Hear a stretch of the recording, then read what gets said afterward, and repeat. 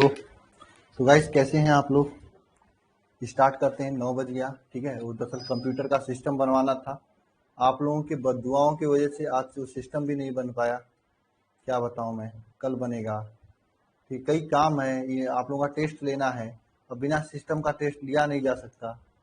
आपके सामने पूरा सीपीयू ऐसे ही खोल के रखा गया था, लेकिन नहीं मिल पाया। अब कल घर से मंगवाऊंगा। तब होगा। बताइए।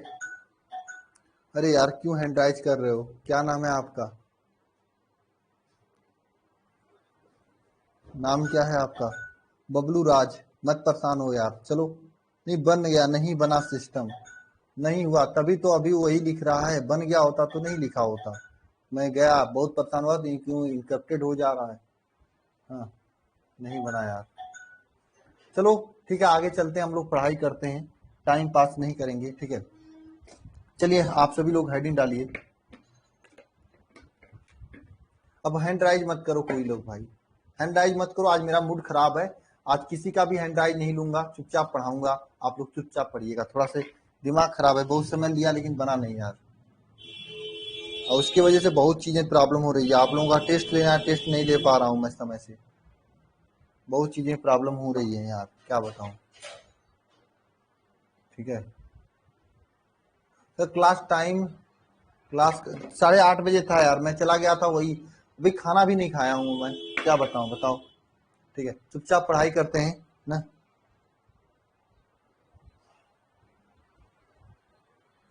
चुपचाप पढ़ाई करते हैं हम लोग। 8:30 बजे से यह क्लास इवनिंग वाला चलता है। ठीक है, लेकिन आज मैं लेट किया हूँ क्योंकि मैं मार्केट चला गया था। वो मेरा एक सीपीयू खराब हो गया जिससे आपकी क्लासेज होती थी ना, इसी उसी को बनवाने के चक्कर में। ठीक है, चलिए आगे हेडिंग करिएगा सभी लोग। ठीक है, उसी को बनवाने के चक्कर में गबड़ा गया काम।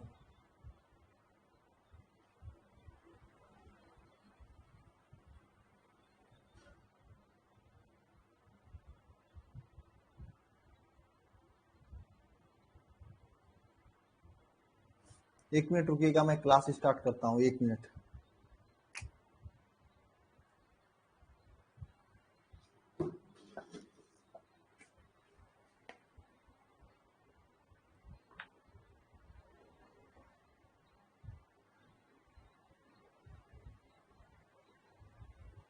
आज पढ़ाने का,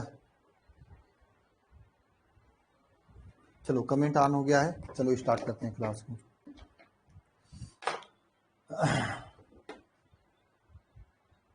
अरे रहने दो, पढ़ाने के बाद जाऊंगा, खाना खाऊंगा। ठीक है, अभी खाना खाने के चक्कर में 11 बज जाए, क्योंकि यहाँ पे कोई खाना बनाने वाला नहीं है। घर पे जाके खाना खाना है। घर पे मतलब मार्केट में जाके खाना खाना है। कोई घर नहीं है मेरा यहाँ पे। ठीक है, ठीक है, पढ़ाने के बाद ही जाऊंगा। ठीक है, स्टार्ट करता हूँ, फालतू की बात नहीं। तो अभी तक हम लोग,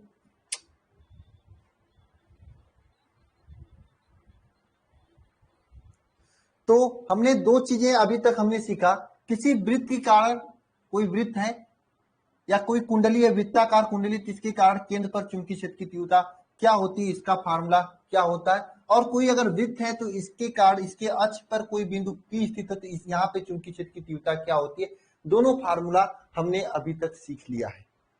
आप, मैं उम्मीद करता हूं कि आप लोगों को याद भी हो गया होगा। मैंने एक छोटे छोटे न्यूमेरिकल भी करा दिया आप लोगों को, ताकि ये कंसेप्ट समझ में आ जाए कि क्वेश्चन कैसे पूछा जाता है एग्जाम में। क्यों भाई, है ना? ऐसा तो हो गया है आप लोगों को। ठीक है, तो अब हम लोग इसके आगे चलेंगे। एक क्वेश्चन है कि जो भी की बहुत ही ट्रेंड में है, जो कि पूछा जाता है सब्जेक्टिव रूप में।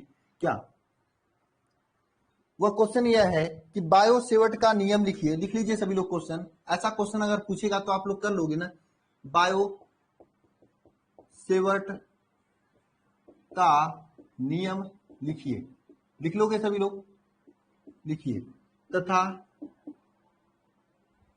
इसका प्रयोग करते हुए वृत्ताकार कुंडली के केंद्र पर चुंबकीय क्षेत्र की तीव्रता, चुंबकीय क्षेत्र की तीव्रता ज्ञात कीजिए। इसका प्रयोग करते हुए वृत्ताकार कुंडली के केंद्र पर चुंबकीय क्षेत्र की तीव्रता ज्ञात कीजिए। ये क्वेश्चन आप लोगों को कर लोगे ना, कोई ज्यादा डिफरेंस नहीं है ना। इस टाइप के क्वेश्चन बनते हैं दोनों क्लास को योग करके, दोनों क्लास को एक साथ, दोनों क्वेश्चंस को एक साथ कंबाइन करके लॉन्ग क्वेश्चन में ऐसा क्वेश्चन बनता है। ठीक है, क्लास नहीं क्वेश्चन है, दोनों क्वेश्चन को एक साथ ज्वाइन करके लॉन्ग क्वेश्चन में ऐसा क्वेश्चन बनता है। कर लोगे आप सभी लोग, बताओ। चलिए ठीक है, तो नेक्स्ट हेडिंग डालिएगा सभी लोग। अब बहुत ही अच्छा क्वेश्चन है, लॉन्ग क्वेश्चन में बनता है, देख लेना आपके एग्जाम में भी बन सकता है। ठीक है,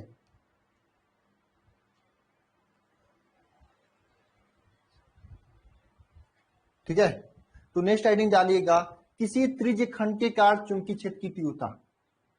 किसी त्रिज्य खंड के कारण चुंबकीय क्षेत्र की तीव्रता। किसी त्रिज्य खंड के कारण चुंबकीय क्षेत्र की तीव्रता, कोई त्रिज्या का एक खंड है इस तरह से, ठीक है, ऐसे इतना ही बड़ा है, यहाँ पे ये कोण अल्फा है, तो इसके कारण इस बिंदु पे चुंबकीय क्षेत्र की तीव्रता, या मान लीजिए बिंदु ओ है तो ओ पे चुंबकीय क्षेत्र की तीव्रता क्या होगी, ऐसा कभी कभी क्वेश्चन बनता है। अभी मैं बना के दिखाऊंगा भी। तो इसके कारण चुंबकीय क्षेत्र की तीव्रता क्या होगी, इसे जानने के लिए जान लो ये कोण, अगर ये दूरी जो है, ये दूरी जो है, ये दूरी है, तो चुंबकीय क्षेत्र की तीव्रता B इज इक्वल टू होगा, चुंबकीय क्षेत्र की तीव्रता B इज इक्वल टू होगा mu 0/4 pi I upon A into alpha. ये होगा, अल्फा क्या है, ये कोण है, अल्फा क्या है, ये कोण है, अल्फा क्या है, यह कोण है, कौन सा, ये वाला कोण है, ये वाला एंगल है, ये अल्फा। ठीक है, जैसे आपसे मान लो कोई पूछ लिया कि ये आपका एक वृत्त है, इस तरह से, यह आपका यह इस तरह से वृत्त है, तो इसके कारण इसमें मान लीजिए 2 एम्पियर की धारा प्रवाहित हो रही है, या छोड़ो 2 एम्पियर की, ठीक है, हाँ 2 एम्पियर की मान लीजिए धारा प्रवाहित हो रही है, और इसका जो त्रिज्या है यह कितना है, 2 सेंटीमीटर या 2 मीटर है। ठीक है, तो चुंबकीय क्षेत्र की तीव्रता ज्ञात कीजिए। ऐसे क्वेश्चन में कैसे पता करोगे, बताओ, ऐसे क्वेश्चन में कैसे पता करोगे, कर लोगे ऐसा क्वेश्चन, ऐसा कोई क्वेश्चन पूछ ले इस तरह से फिगर बना के, तो कर लोगे आप लोग। इसे करने के लिए आपको ये फार्मूला यूज करना पड़ेगा, इसे करने के लिए आपको यह वाला फार्मूला यूज करना पड़ेगा, कौन वाला, चुंबकीय क्षेत्र B is equal to mu 0/4 pi I upon A alpha वाला। यहाँ पे अल्फा जो है ना, ये एंगल हो जाएगा, ये अल्फा क्या एंगल हो जाएगा, और ये एंगल कितना, देखो अगर अल्फा, अल्फा को हमेशा रेडियन में रखते हैं, किसमें, रेडियन में रखते हैं, रेडियन का मतलब क्या हुआ, पाई के रूप में रखते हैं, जैसे पाई का मान होता है 180 अंश। ठीक है, अगर आपसे 90 अंश का मान पूछेगा तो पाई/2 कर दोगे, अगर आपसे 45 अंश का मान पूछेगा तो 45 अंश, अगर कोण पे पूछेगा तो क्या पाई/, क्या करोगे, 4 करोगे, तभी ना पाई/4 करोगे ना। 45 अंश पूछेगा तो, 30 अंश पूछेगा तो क्या करोगे, 30 अंश के लिए क्या करोगे बताओ, 60 अंश के लिए क्या करोगे, पाई के रूप में हमेशा लिखोगे आप लोग, पाई यानी रेडियन के रूप में हमेशा आपको कोण लिखना। अगर जैसे यहाँ पर आपको अगर चुंबकीय क्षेत्र की तीव्रता ज्ञात करनी है, यहाँ पे 90 अंश का कोण बन रहा है, 90 सॉरी यहाँ पर 180 अंश का कोण बन रहा है ना, तो यहाँ पे अल्फा का वैल्यू क्या पाई हो जाएगा, और बाकी आई का वैल्यू आपको दिया रहेगा 2 एम्पियर, ए का वैल्यू 2 मीटर अगर है तो ए का वैल्यू 2 मीटर दिया ही है, तो वैल्यू रख दोगे इस क्वेश्चन में, तो बी का वैल्यू क्या आ जाएगा, म्यू 0/4 पाई का वैल्यू 10⁻⁷, आई का वैल्यू 2 हो जाएगा, ए का वैल्यू 2 हो जाएगा, और अल्फा 0 पाई। ठीक है, इस तरह से हो जाएगा, है ना, तो ये 2 से कट जाएगा, बी का वैल्यू क्या आ जाएगा बताओ, पाई इंटू 10⁻⁷ आ जाएगा, इतना टेस्ला चुंबकीय क्षेत्र का वैल्यू आ जाएगा। ठीक है, इस तरह से क्वेश्चन पूछ सकता है आपसे, छोटा सा फिगर देकर, हाँ इस तरह से क्वेश्चन पूछ सकता है ना, हाँ इस तरह से क्वेश्चन पूछ सकता है, ऐसा क्वेश्चन पूछ सकता है आप लोगों से। ठीक है, अगर हाँ इतना ही नहीं, अगर मैं आपको बता रहा हूं इस फार्मूले का यूज करके, अगर मान लो आपको कभी फार्मूला भूल गया कि किसी वृत्त के कारण, कोई वृत्त है, ठीक है ना, ये वृत्त है आपका, ठीक है, मान लीजिए ऐसा है, कोई वृत्त है जिसमें आई धारा प्रवाहित हो रही है, इसकी त्रिज्या केंद्र पर ओ है, ओ केंद्र ओ है, और इसकी दूरी ए है, तो अगर आपसे पूछे कि इस वृत्त के केंद्र O पे चुंबकीय क्षेत्र की तीव्रता क्या होगी, इस पूरे वृत्त के कारण केंद्र O पे चुंबकीय क्षेत्र की तीव्रता क्या होगी। अच्छा ये बताओ, जब आप इतना ले रहे थे तो यहाँ पे केंद्र O पे ये कोण बता रहे थे, क्योंकि ये पूरा है तो पूरा कोण ये बताओगे ना। अब पूरा कोण कितना होता है किसी वृत्त के अंदर, 2 पाई होता है। जैसे आप लोग 360 अंश कहते हैं, ये पूरा कोण कितना है, 2 पाई है ना, 360 अंश। इस फार्मूले में यानी चुंबकीय क्षेत्र B is equal to mu 0/4 pi I/A में अल्फा के स्थान पे 2 पाई रखो तो क्या आ जाएगा, बी का वैल्यू क्या आ जाएगा, म्यू 0/4 पाई I/A 2 पाई। ठीक है, पाई से पाई कट जाएगा, 2 से 2 कट जाएगा, बी का वैल्यू क्या आ जाएगा, म्यू 0I/2A ये आ जाएगा। यही तो आपका चुंबकीय क्षेत्र का मान आ गया, हाँ 2 पाई। यही तो किसी वृत्त के कारण चुंबकीय क्षेत्र का मान है। मतलब कि ये फार्मूला एक तरह से कैसे निकाला गया है, उसी तरह से निकाला गया होगा। क्योंकि कभी कभी आपको क्या हो गया, कभी कभी अगर आपसे मान लो इस तरह से भी क्वेश्चन पूछ सकता है, ऐसे देगा इसके बीच का बता देगा 45 अंश का कोण है, तो बताओ ये दूरी ये है, इसमें आई धारा प्रवाहित हो रही, बताओ यहाँ पे उत्पन्न चुंबकीय क्षेत्र का मान क्या होगा। तो आप ये फार्मूला यूज करके निकाल लोगे क्या आप लोग, बताओ मेरी बात, यह फार्मूला यूज करके निकाल लोगे आप लोग, कोई दिक्कत तो नहीं होगी, सिंपल है।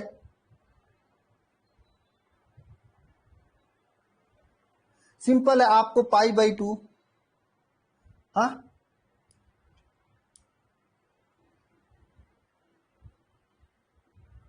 सिंपल है, आसान है, कुछ नहीं करना है, बस अल्फा के स्थान पे जितना एंगल, मान लीजिए कोई आपसे यहाँ पे इस तरह से बनाए, इस तरह से, ठीक है, और यहाँ पे एंगल बता दे 30 अंश का बनाया जा रहा है, इसमें आई धारा प्रवाहित हो रही है और इसकी दूरी ए है, तो बताओ यहाँ पे इस चाप खंड के कारण यहाँ पे चुंबकीय क्षेत्र की तीव्रता क्या होगा। तो 30 अंश को पाई के रूप में कितना लिखोगे, बताओ कितना लिखोगे, इसे आप लोग लिखोगे 2 पाई/3 लिखोगे ना आप लोग, तब ना 20/60, नहीं पाई/3 लिखोगे, नहीं पाई/6 लिखोगे, 6×3=18, हाँ पाई/6 लिखोगे, हो जाएगा कि नहीं, पाई/6 लिख दोगे यहाँ पे आंसर में, तो आपका आंसर आ जाएगा। बाकी सब वही काम करना है। तो किसी त्रिज्य खंड के कारण चुंबकीय क्षेत्र की तीव्रता ज्ञात करनी होगी, तो आप सिंपल तरीके से निकाल लोगे पाई/, मतलब जितना एंगल बनेगा यहाँ पे उसे पाई के रूप में, रेडियन के रूप में रख के आंसर निकाल लोगे।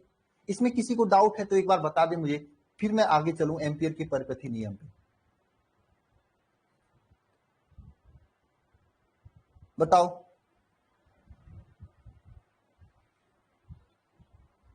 मुझे नहीं लगता कि किसी को डाउट होगा,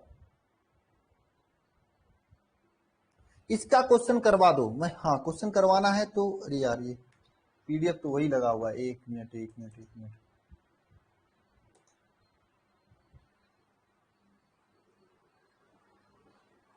एक मिनट, मैं पीडीएफ लगा रहा हूँ, फिर मैं क्वेश्चन करा देता हूँ, क्योंकि कोई है नहीं यहाँ पे, आज मैं अकेले हूँ यहाँ पे।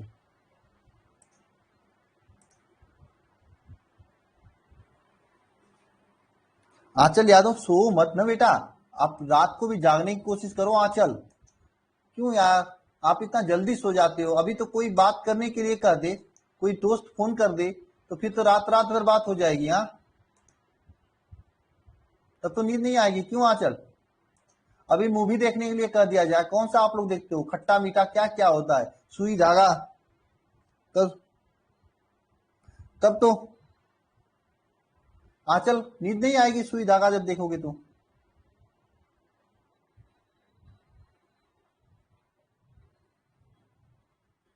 एक मिनट,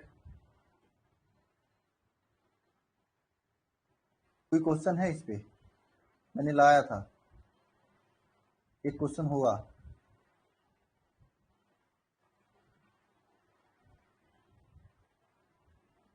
चलो कोई क्वेश्चन नहीं है, मैं आपको क्वेश्चन बता देना चाहता हूँ, हाँ मोटू पतलू जो भी XYZ, तो आप लोग आसानी से कर लोगे ना। प्रियंका कोशा, आप प्रियंका जी आपका हैंडराइज ले लेता हूं, क्योंकि आपका शिकायत है कि आप हैंडराइज आपका नहीं लिया जाता। एक बार प्रियंका करो, जो आपको पूछना है क्वेश्चन पूछना, क्वेश्चन नहीं पूछोगे तो मैं दोबारा कभी नहीं लूंगा, करो हैंडराइज, नहीं करोगी।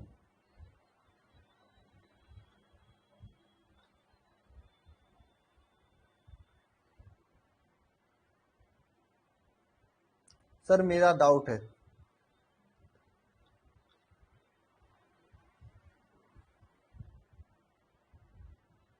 फिर से करो प्रियंका, फिर से करो हैंड राइज प्रियंका,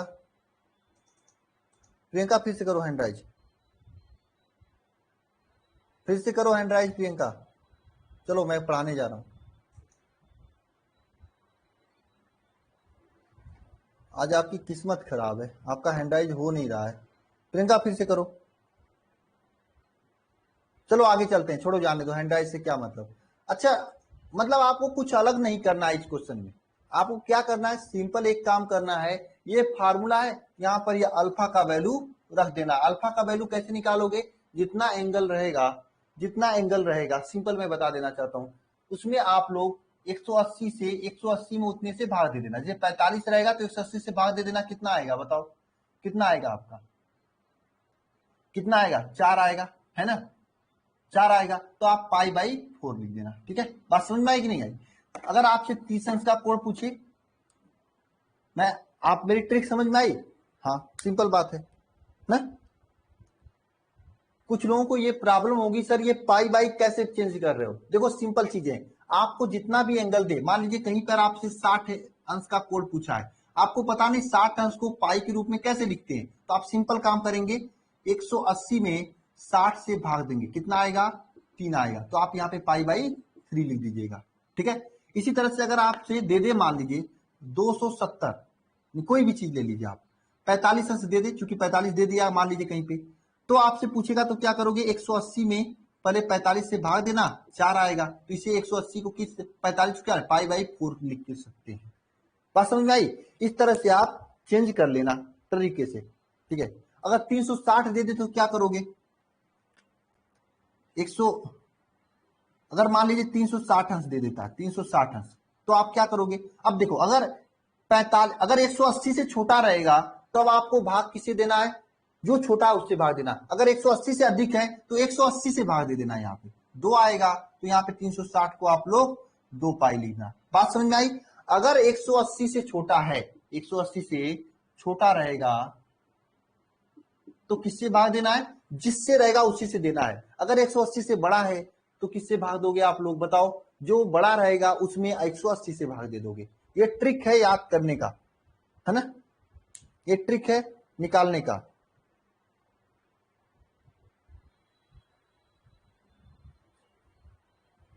समझ में आया सभी लोगों को, हाँ, यस, है ना। हालांकि मैं कुछ क्वेश्चन करा देता हूं इस पे आप लोगों को, ठीक है, ताकि और क्लियरिटी बन जाए आप लोगों की ना, इसको रब करके।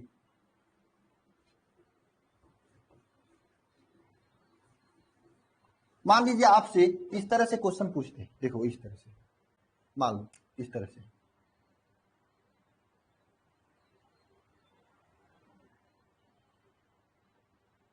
नहीं ये तो आप वैसे निकालोगे, मैं क्वेश्चन कैसा कराएं आपको,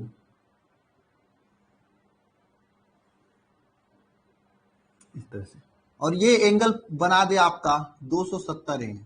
ठीक है, आपसे पूछे कि 270 अंश के जो एंगल ये है, ये वाला चापखंड है इधर वाला, ये 270 वाला, इसी कारण चुंबकीय क्षेत्र का मान ज्ञात कीजिए। तो कैसे ज्ञात करोगे बताओ।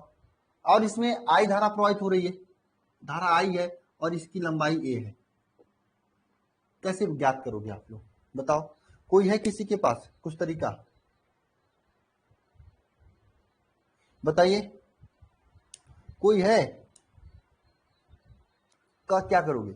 सिंपल सी बात है, आप लोगों को फार्मूला बताया गया चुंबकीय क्षेत्र B equal to mu 0 upon 4 pi I upon A alpha. Alpha यहाँ पे क्या है, 270 अंश एंगल है।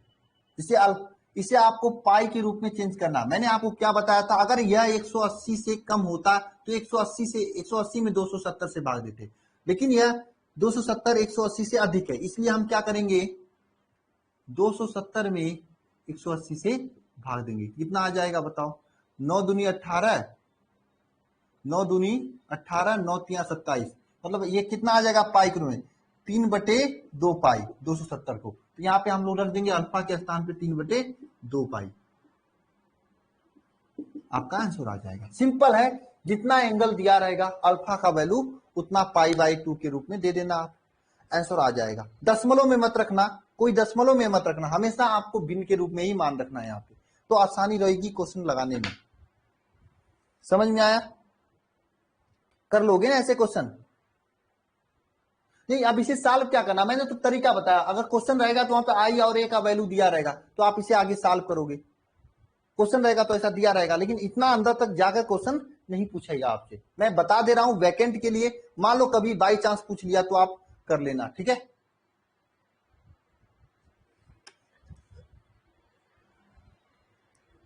आज अगर मान लीजिए इस तरह से भयानक क्वेश्चन दे दिया फिगर उगर बना के, ठीक है, तो आप कर लेना, ठीक है। ठीक है, नेक्स्ट क्वेश्चन, नेक्स्ट टॉपिक हम लोग अब स्टार्ट करेंगे। इसका बस सब कंप्लीट हुआ। अब नेक्स्ट हेडिंग डालना सभी लोग, एम्पियर का परिपथी नियम।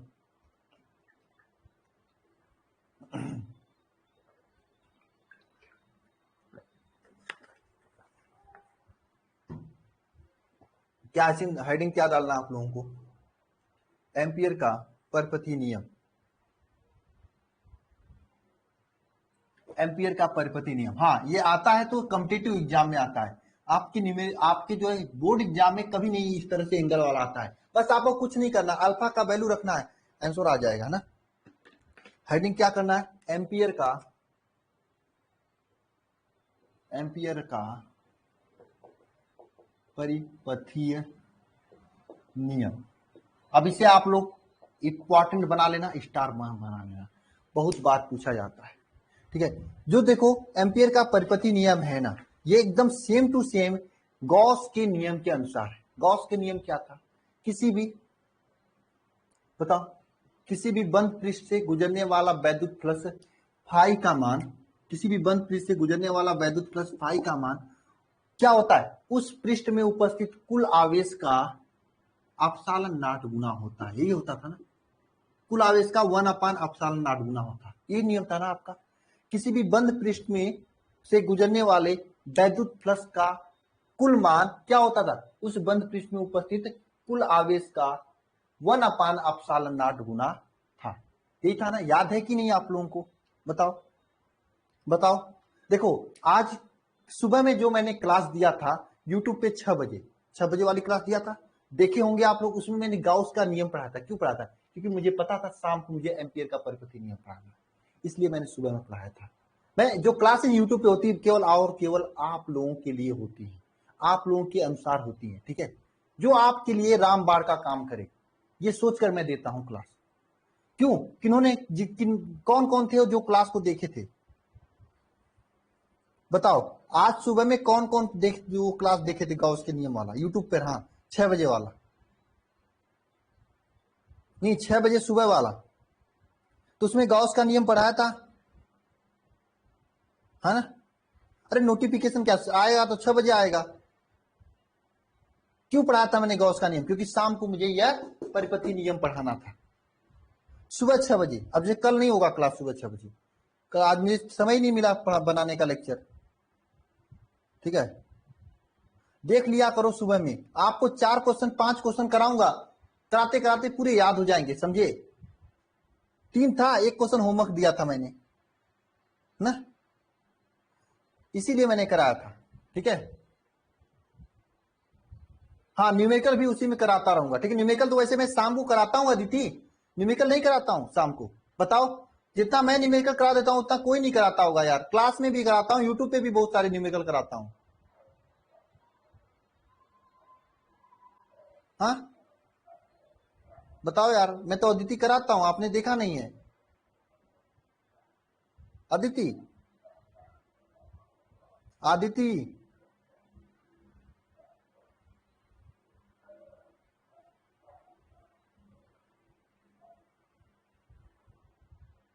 जो अभी कराया उसका चलो मैं न्यूमेरिकल ला के दे दूंगा, ठीक है। मैंने ट्रिक बता दिया, सिस्टम बता दिया, चलो ठीक है आगे चलता हूं। तो जैसा गॉस का नियम था ना, उसी तरह से एम्पियर का परिपथी नियम है। मैं फिर से गॉस के नियम को दोहराना चाहता हूं, क्योंकि गॉस के नियम से आपको ये आसानी से याद हो जाएगा। गॉस के नियम क्या था? किसी बंद पृष्ठ से गुजरने वाला वैद्युत फ्लक्स फाई का मान उस बंद पृष्ठ में उपस्थित कुल आवेश Q का 1/ε0 गुना होता है। उस बंद पृष्ठ में उपस्थित कुल आवेश का 1/ε0 गुना होता है। ऐसा गॉस का प्रमेय था ना? हाँ, ऐसा गॉस का प्रमेय था, हमने ऐसा आपको बताया था। तो यहां पे एम्पियर का परपति नियम क्या है? ध्यान देना सभी लोग, किसी बंद पथ या परिपथ के अनुदिश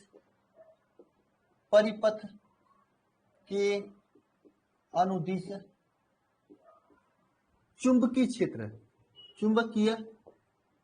क्षेत्र B का रेखीय समाकलन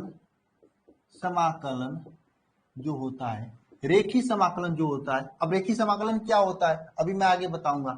रेखीय समाकलन जो होता है वह क्या होता है? उस बंद पृष्ठ में उपस्थित कुल धारा का μ0 गुना होता है। उस बंद पृष्ठ में उपस्थित कुल धारा का क्या μ0 गुना होता है। यह कुल धारा का μ0 गुना होता है। क्वेश्चन क्या है?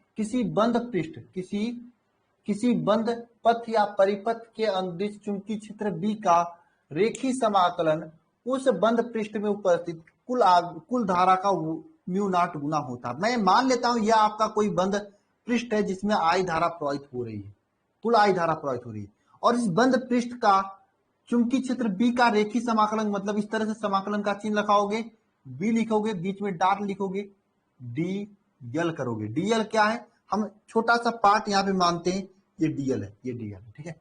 इज इक्वल टू क्या होगा? इसमें बहने वाला कुल धारा जो I है इसके μ0 गुना होगा। ये एम्पियर का परपति नियम है। मेरी बात समझ में आई? किसी बंद पथ या परिपथ के अनुदिश चुंबकीय क्षेत्र B का रेखीय समाकलन उस बंद पृष्ठ या परिपथ में उपस्थित कुल धारा का μ0 गुना होता है। बताओ, μ0 गुना होता है। ये याद हुआ कि नहीं सभी को? डिफिनेशन एम्पियर के परपति नियम का क्या होता है? किसी जो चुंबकीय क्षेत्र होता है उसका रेखीय समाकलन, चुंबकीय क्षेत्र रेखीय समाकलन मतलब B.dl। आप ये मत समझो कि रेखीय समाकलन क्या होता है, ये चक्कर में मत पड़ो, सीधे याद करो रेखीय समाकलन। इस तरह से समाकलन का चिन्ह बनाया जाता है, गोला बनाया जाता है रेखीय समाकलन के लिए, B.dl हो जाएगा इज इक्वल टू μ0 I हो जाएगा। B.dl is equal to μ0 I, क्योंकि यहाँ पे स्पष्ट रूप से लिखा है किसी बंद पथ या परिपथ में के अनुदिश चुंबकीय क्षेत्र B का रेखीय समाकलन उस बंद पृष्ठ में उपस्थित कुल धारा का μ0 गुना होता है। ये किसका नियम है? किसका नियम है? एम्पियर का परपति नियम। वहीं पे गॉस का नियम क्या था? कुल आवेश का 1/ε0 गुना था, या फिर कुल धारा का μ0 गुना हो गया। ठीक है, क्या? चुंबकीय क्षेत्र B का रेखीय समाकलन। ठीक है, याद करो सभी लोग। अगर याद हो गया तो एक बार सभी लोग कमेंट बॉक्स में ईमानदारी से लिखें, उसके बाद हम लोग इस नियम का डेरिवेशन करेंगे। ठीक है,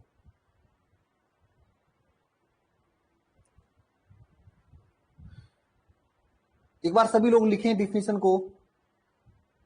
मैं क्या बताना चाहता हूं? किसी बंद पथ या परिपथ के अनुदिश चुंबकीय क्षेत्र B का रेखीय समाकलन उस बंद पृष्ठ में उपस्थित कुल धारा का μ0 गुना होता है। जैसे ये B.dl है, ये B क्या है? चुंबकीय क्षेत्र है, इसका रेखीय समाकलन मतलब B.dl, इसमें बहने वाले कुल धारा I का μ0 गुना हो गया। हाँ, बहुत बढ़िया। प्रियंका कुमारी, ये कौन ही लिख रहा है? ब्लॉक होना है क्या? प्रणव, क्या हो गया? B.dl क्या है मत जानो। B मतलब चुंबकीय क्षेत्र है, dl मतलब इसका रेखीय समाकलन है, चुंबकीय क्षेत्र का रेखीय समाकलन है B.dl का मतलब।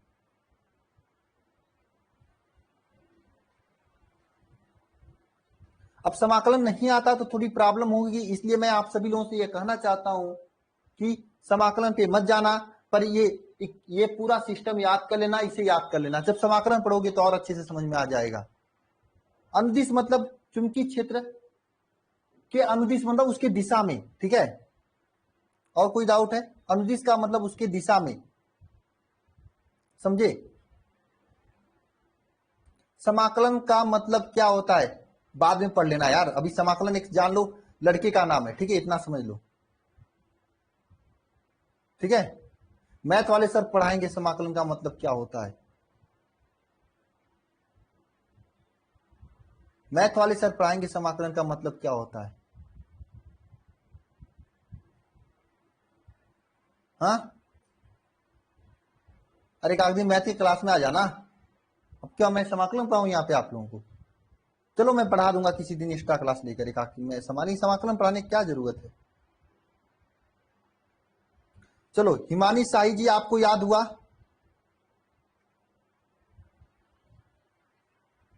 हेमंत, बिल्कुल हेमंत आपसे ले लूंगा मैं।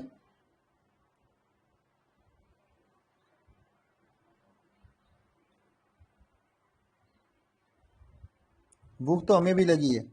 चलो आगे, ये हो गया सभी को याद? हाँ, डीएल अल्पांश है, डाउट? ठीक है, याद हो गया, बताओ। चलो बहुत बढ़िया, ठीक है आगे चलते हैं।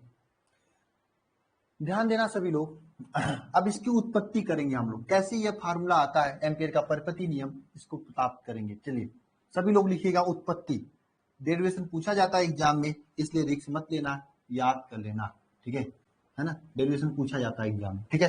हेडिंग डालना उत्पत्ति। उत्पत्ति, उत्पत्ति कैसे करेंगे, ध्यान देना। हम लोग ये मानते हैं कि एक वायर है, तार है, जिसमें आई धारा प्रवाहित हो रही है और इसकी त्रिज्या क्या है, आर है। यहाँ पे कोई बिंदु क्या है, पी है, कोई बिंदु यहाँ पे पी है, ठीक है ना। ये इसमें आई धारा प्रवाहित हुई, त्रिज्या क्या, कैपिटल आर लिखिए, ठीक रहेगा, स्मॉल लिखकर इसको बेइज्जत मत करिए, कैपिटल आर है। और इसमें एक बिंदु पी है, पी बिंदु पर आपको चुंबकीय क्षेत्र की तीव्रता ज्ञात करनी है ना, बताओ, है ना। या बिंदु इसे ए मान लीजिए, इस ए बिंदु पर आपको चुंबकीय क्षेत्र की तीव्रता ज्ञात करनी है। तो कभी भी अगर एग्जाम में आप उत्पत्ति लिखना तो सीधे सीधे मत लिख देना, फिगर भी बनाना जरूरी होता है, इसका स्टेटमेंट भी लिखना जरूरी होता है, जो कि मैं लिखवा रहा हूं। आप क्या लिखोगे यहाँ पे, माना एक सीधा तार जिसमें आई धारा प्रवाहित हो रही है, जिसमें आई धारा प्रवाहित हो रही है, जिसकी त्रिज्या, जिसमें क्या आई धारा प्रवाहित हो रही है, इतना समझ में आया। इस चालक तार के चारों तरफ, इस चालक तार के चारों तरफ आर त्रिज्या का क्या करते हैं, आर त्रिज्या का वृत्ताकार पथ है, वृत्ताकार क्या है, पथ है। आर त्रिज्या का क्या है, वृत्ताकार पथ है, आर त्रिज्या का वृत्ताकार पथ है, जिसका केंद्र O है, जिसका केंद्र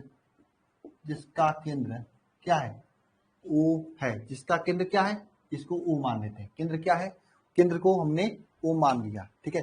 वृत्ताकार पथ पर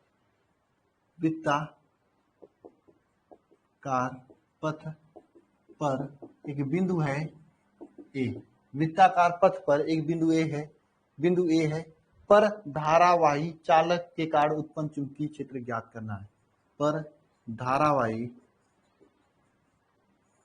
चालक के कारण चुंबकीय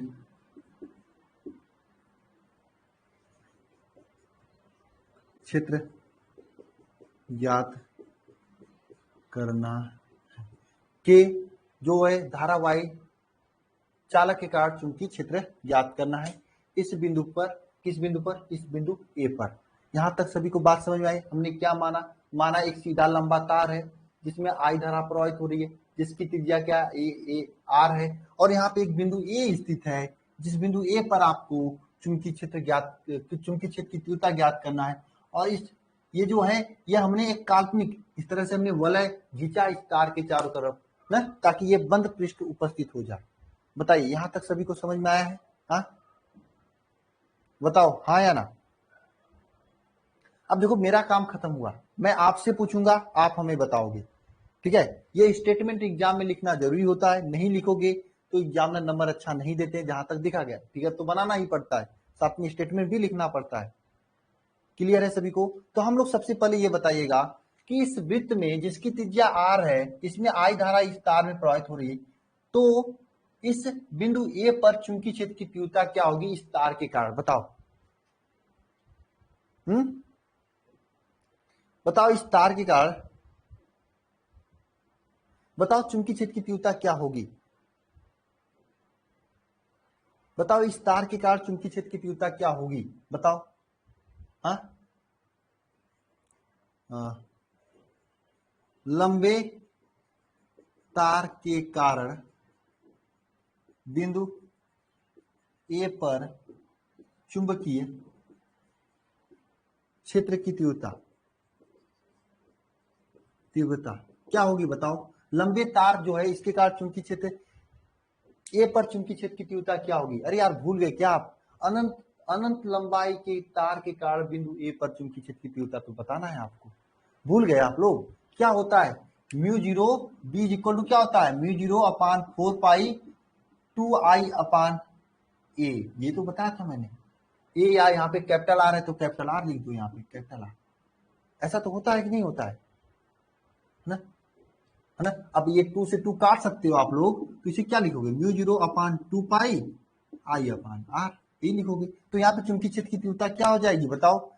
ये तो मैंने बताया था mu zero upon 2 pi I upon R. ये तो बताया था कि कोई लंबाई, अब ये तार की लंबाई तो नहीं दिया है ना, तार की लंबाई तो दिया नहीं है, तार की लंबाई तो दिया नहीं है आपके पास ना।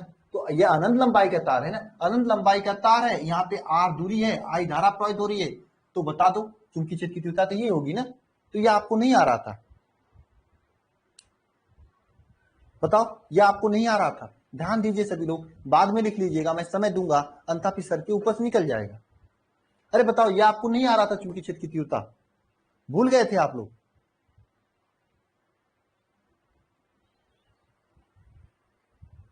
बताओ। आ रहा था ना? एक लंबा तार है, उसके कारण बिंदु ए पे चुंबकीय क्षेत्र की तीव्रता यही होता है। आपको आना चाहिए यार, मैंने आपको सिखाया है ये सब चीजें। हाँ, आना चाहिए। ठीक है, ये चुंबकीय क्षेत्र की तीव्रता हो गई, जिसका वैल्यू किसका है? बी का वैल्यू है। ठीक है, अब यहाँ पे एम्पियर के परिपथी नियम से, एम्पियर के परिपथीय नियम से, अब देखो हम लोग क्या करेंगे, इस चुंबकीय क्षेत्र बी का हम लोग रेखीय समाकलन करेंगे। इस चुंबकीय क्षेत्र बी का क्या करेंगे? रेखीय समाकलन करेंगे। अगर रेखीय समाकलन म्यू नॉट आई आ गया तो समझ दो एम्पियर का परिपथीय नियम सही है ना। तो चुंबकीय क्षेत्र बी क्या है? बताओ। बताओ ये क्या है? समाकलन B dot DL is equal to mu naught I होता है, यही होता है ना ना ना। चुंबकीय क्षेत्र बी का रेखीय समाकलन बताओ, यही होता है ना एम्पियर के परिपथीय नियम से, मैंने अभी आपको बताया था ना। अब यहाँ पे क्या है? चुंबकीय क्षेत्र बी का है, बी इज इक्वल टू क्या है? यहाँ पे बी इज इक्वल टू क्या है? Mu naught upon 2 pi I upon R. इसका हम लोग रेखीय समाकलन करेंगे। ठीक है, इसका क्या करेंगे? रेखीय समाकलन करेंगे। ठीक है, इसका हम लोग रेखीय समाकलन करेंगे। ठीक है, रेखीय समाकलन करने से पहले हम लोग इसको उठाते हैं, बी डॉट डीएल को उठाते हैं। बी डॉट डीएल का मतलब क्या होता है? मैंने बताया था, अगर ए डॉट बी होता है इसका मतलब होता है ए बी कास थीटा। ये बचपन में पढ़ना चाहिए था आपको। अगर ए क्रॉस बी होता है इसका मतलब होता है ए बी साइन थीटा, ये आपको बचपन में पढ़ना चाहिए। तो यहाँ पे बी डॉट डीएल है, इसका मतलब क्या हो जाएगा? समाकलन बी डीएल कास थीटा हो जाएगा। बोलो, समाकलन बी डीएल कास थीटा होगा कि नहीं होगा? हाँ बताओ, ये होगा ना। अब देखो यहाँ पे थीटा का वैल्यू क्या होगा? देखो ये धारा प्रवाहित हो रही है ना, ये धारा प्रवाहित हो रही है ऊपर की ओर। अगर हम इस बिंदु ए पर चुंबकीय क्षेत्र की तीव्रता ज्ञात करेंगे तो बताओ किधर होगा? बताओ। ये अंगूठा धारा की दिशा में, अंगुलियां बिंदु ए की दिशा में, अंदर की ओर होगा ना। यानी ये जो वलय है इस तरह से, गोले की तरह, इस तरह से, यानी कि यहाँ पे जो चुंबकीय क्षेत्र दिशा अंदर की ओर है, और हम भी दिशा अंदर की ओर है, दोनों की दिशा अंदर की ओर है ना, हम भी अंदर की ओर जा रहे हैं, ऐसे वाला घूम रहे हैं ना, और चुंबकीय क्षेत्र भी अंदर की ओर जा रही, यानी दोनों के बीच में क्या है, यहाँ पे थीटा का वैल्यू क्या हो जाएगा, 0 अंश हो जाएगा। क्यों हो जाएगा, नहीं हो जाएगा, बताओ।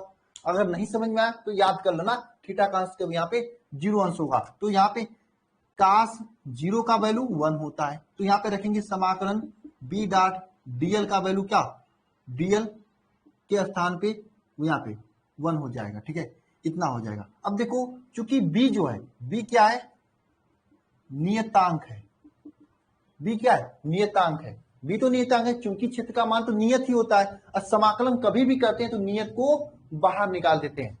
कभी भी हम लोग समाकलन किसी का भी करते हैं तो जो नियतांक होता है उसको क्या करते हैं, बाहर निकाल देते हैं, ठीक है।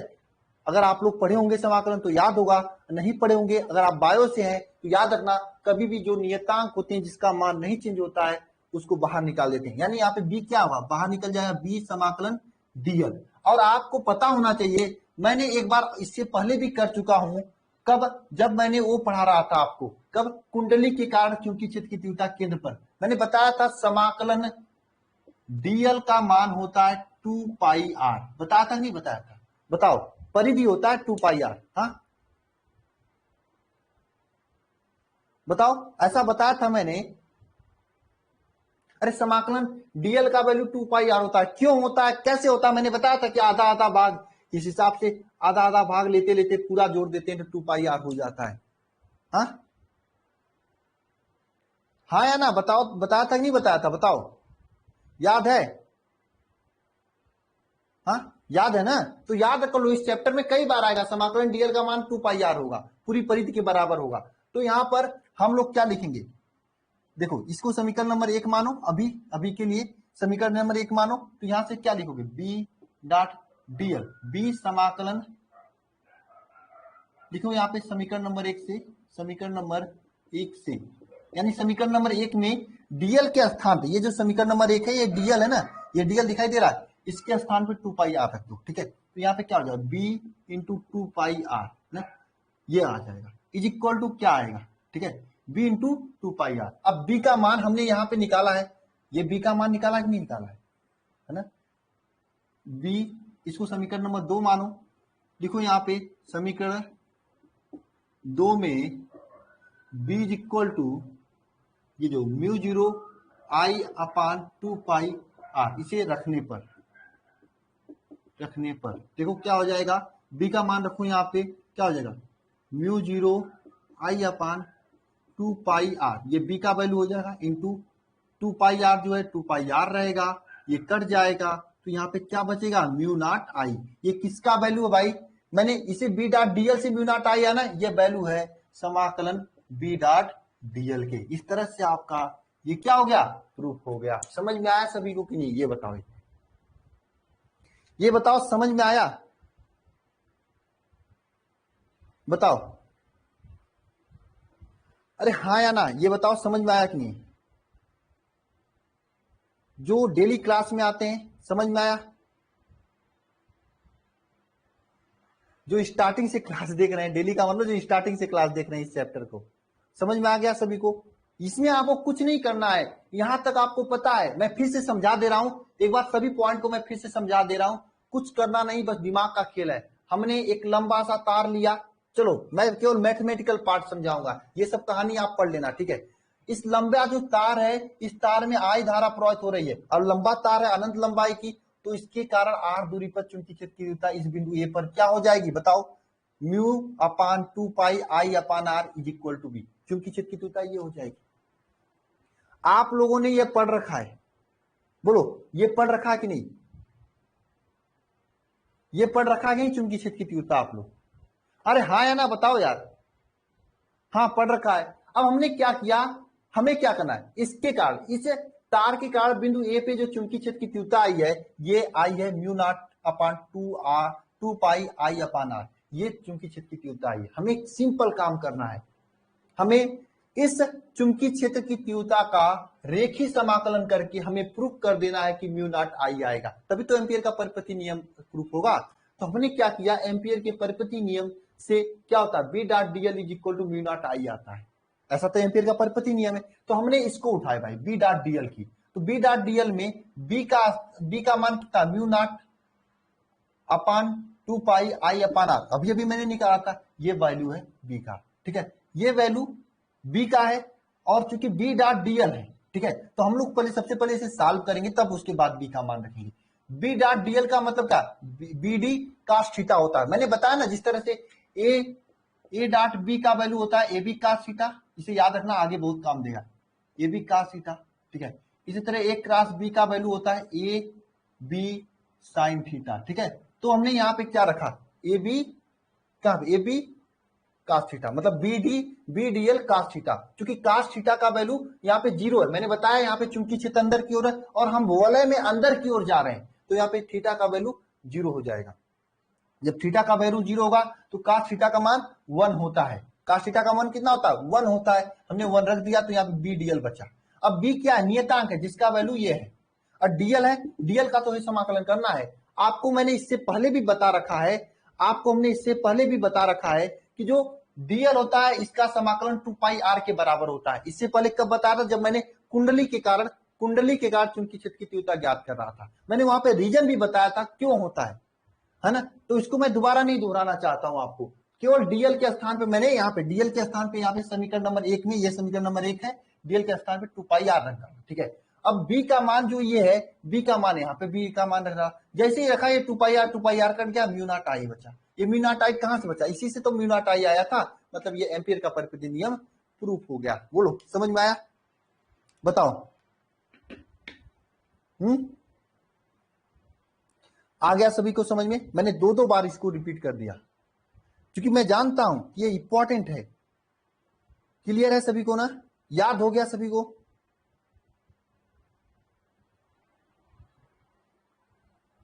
तो चले आगे इसके। अब इसके आगे हम लोग एम्पियर का परिपति नियम पढ़ेंगे, सॉरी एम्पियर के परिपति नियम का अनुप्रयोग पढ़ेंगे। ठीक है, और क्वेश्चन आपके एग्जाम में पूछता है कि एम्पियर की परिपति नियम से आप लोग क्या समझते हैं। यार सिंपल, जो समझते हो तो आप लिख सकते हो ना आप लोग, एम्पियर की परिपति नियम से।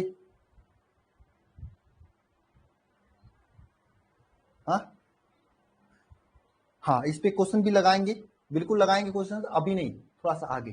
ठीक है, अभी कुछ पढ़ लो इसका अनुप्रयोग, तब तो।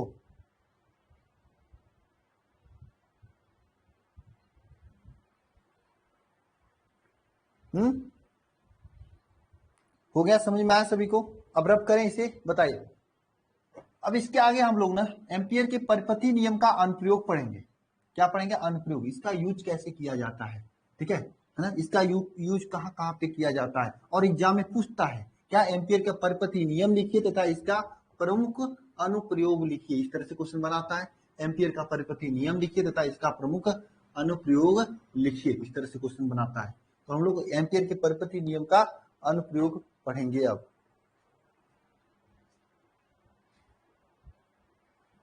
बताओ, आगे चले हम लोग। अब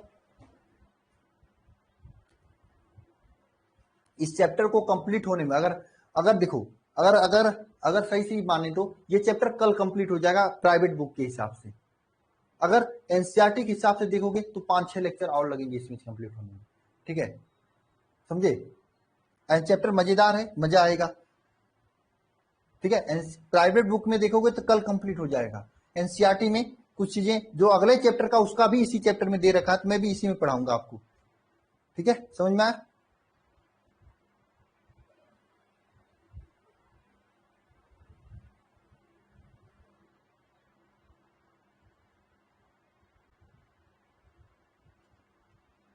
समझे? अब एम्पियर के परिपति नियम का अनुप्रयोग पढ़ेंगे, अलग अलग इसका यूज है। ठीक है,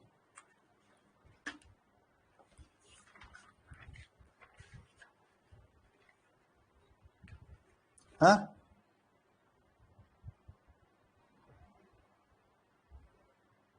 बस कर दें अब, चलो मुझे भी जाना है।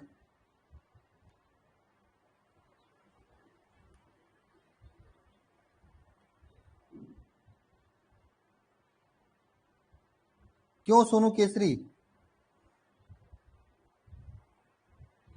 मुझे भी खाना खाने मार्केट जाना है, अभी बंद हो जाएगा, बिना खाए रह जाऊंगा मैं आज। ठीक है ना, कल से 8:30 बजे क्लास में था। मैं अब मैं आप लोगों को दिखाऊं, 1 मिनट में दिखा देता हूं आप लोगों को। ये है आपका सिस्टम जिससे क्लास, एक बार मैंने दिखाया था ना क्लास कैसे चलती थी, मैंने आपको दिखाऊं, 1 मिनट में दिखा रहा हूँ। 1 मिनट रुकिएगा सभी लोग, 1 मिनट। ये देखिए,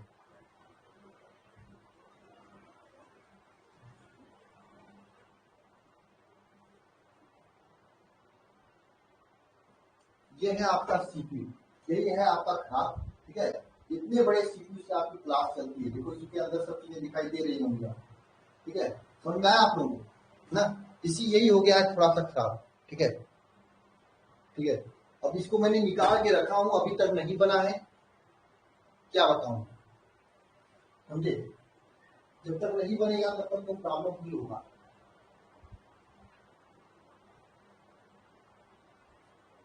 समझे कि नहीं समझे? हाँ, नहीं तो इस संडे, इस सैटरडे को टेस्ट होता, ठीक है। हाँ, मैंने किससे किससे कहा था,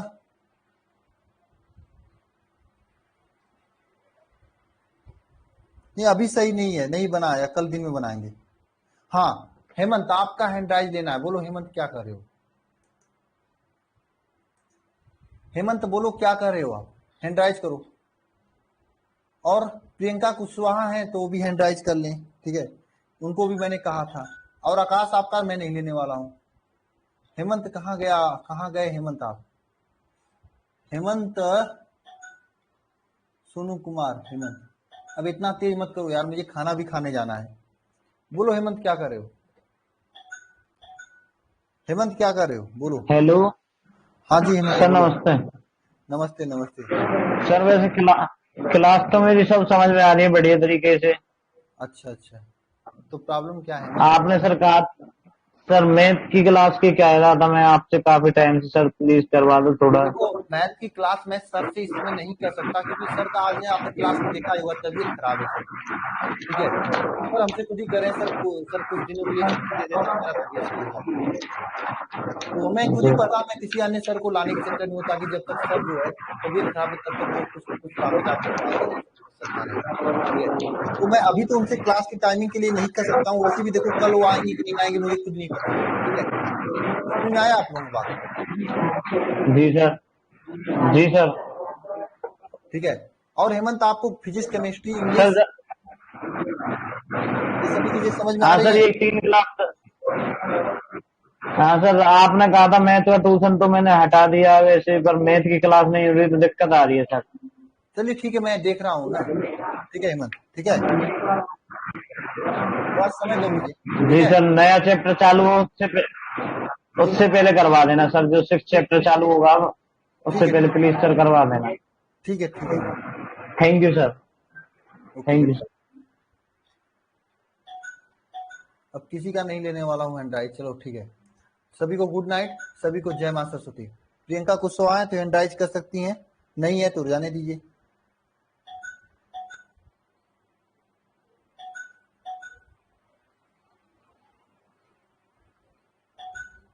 अच्छा कहाँ रहते हो शुभम, कहाँ रहते हो बताओ, मैं आप ही के आगे खा लेता हूँ।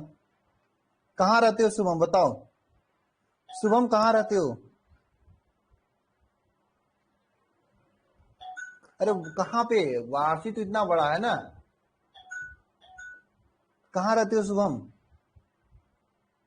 देखो इतनी एग्जैक्ट लोकेशन बताओ।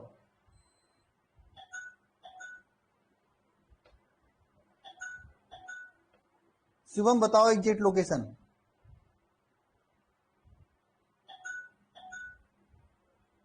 आप तो मैदागिन है ना, मतलब मैदागिन है। सिगरा, सिगरा में किधर रहते हो शुभम, सिगरा में किधर रहते हो, कोई लैंडमार्क बताओ मुझे, अभी मैं आ रहा हूं। सिगरा में किधर रहते हो, सिगरा स्टेडियम के आसपास में, सिगरा कोचिंग, कौन सी कोचिंग सिगरा में,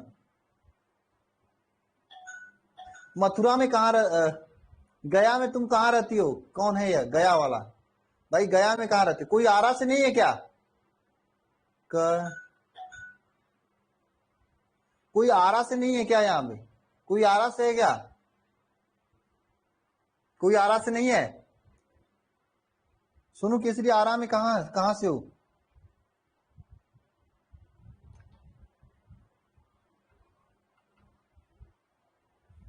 अच्छा सिगराम किधर रहते हो शुभम आप? करेंट, अच्छा करेंट कोचिंग के आसपास में। करेंट कोचिंग किधर है यार? आरा से कोई नहीं है ना करेंट? अच्छा ये बताओ जो सिगरा में आपका स्टेडियम है उसके अगल बगल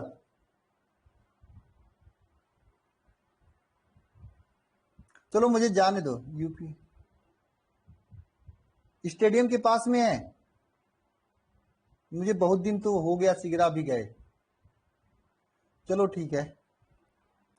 अरे वो जो है आपका कौन सा बिल्डिंग है यार जहां पे पूरा मतलब कंप्यूटर वम्प्यूटर की शॉप है?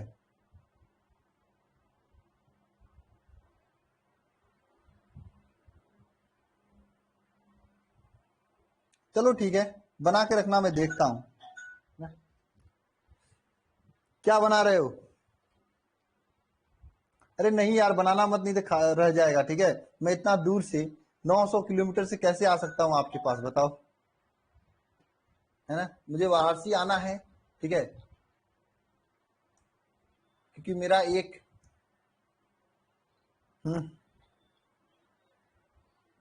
मुझे वाराणसी आना है एक दिन, ठीक है, एक दिन वाराणसी आना है और एक दिन मुझे आरा जाना है।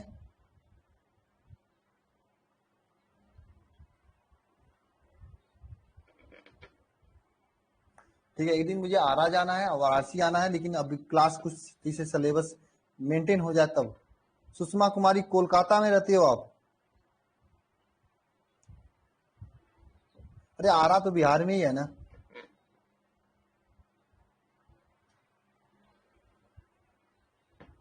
क्या मेरे यहाँ क्या श्रेया, क्या कर रही हो तुम? श्रेया एक मिनट श्रेया, आपका कमेंट मैंने पढ़ नहीं पाया सर मेरे, अरे नहीं पढ़ पाया आप सर। मेरे यहाँ आइए। क्या खलीलाबाद? अच्छा संत कबीर नगर खलीलाबाद में रहते हो ना? खलीलाबाद संत कबीर नगर की हेडक्वार्टर है, ठीक है, मैं जान रहा हूं। कन्नौज,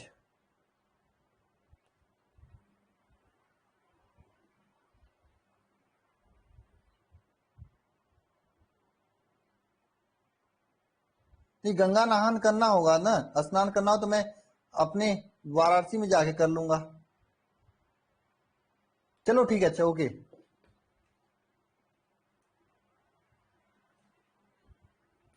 ना क्योंकि मेरा एक घर वाराणसी में भी है, ठीक है, दरअसल वहां पे टीचर थे, ठीक है, तो अभी जल्द जल्द में मेरे करीब एक आध साल 2 साल पहले जो है उन्होंने करवाया है, ठीक है, बनवाया है, ठीक है, अभी बन रहा है, ठीक है, अभी बना नहीं है। एक दो रूम बना था, उसको और अच्छे से बनाया जा रहा है, पापा बनवा रहे हैं। चलो ठीक है, अच्छा ठीक है।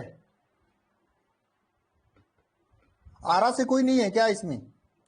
आरा, आरा से कोई है क्या? नहीं है ना, कोई नहीं है आरा से, कोई नहीं आरा से। आकाश आरा में कहां से हो? आरा भोजपुर जिला है, ठीक है, आरा, आरा जो है भोजपुर जिले के अंतर्गत पड़ता है, ठीक है।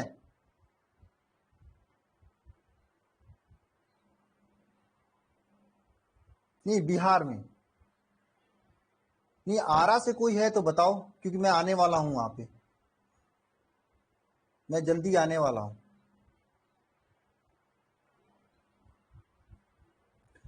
पहले मैं वाराणसी जाऊंगा, वाराणसी से आरा जाऊंगा।